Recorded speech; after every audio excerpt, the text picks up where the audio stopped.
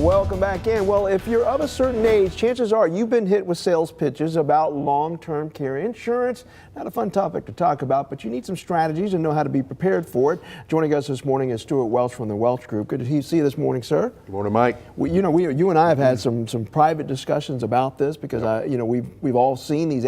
Long-term care is expensive. We know that, but you've also looked at some interesting research on this.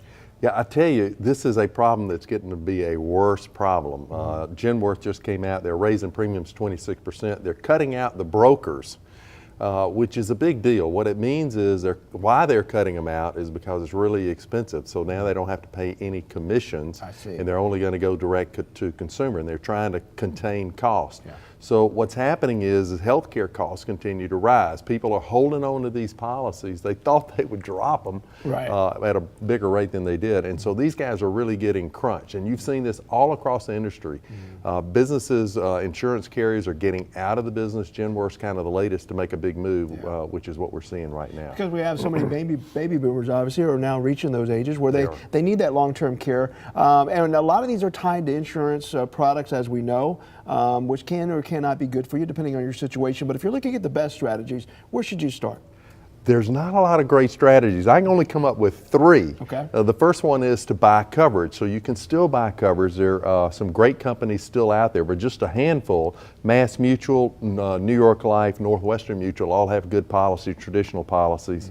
So that's one thing. Save the money. So how much money you need to save for this? Well, Fidelity estimates you need to save about $280,000 just for health care costs. Just for LTC, okay. If you're 65 and a couple, $280,000 is what they expect your health care costs out of pocket to be. This is not including lifestyle. And for how long? Because we know life it's over your lifetime. It's over the lifetime of a couple.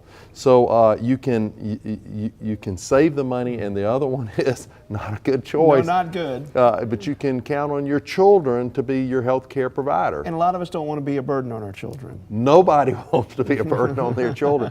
So that's not a good option, but I can tell you it's where a lot of the options are going to fall. Yeah. So I think the takeaway is stop, take a look, come up with some plan for yourself. Okay. If it's going to be your children, let them know.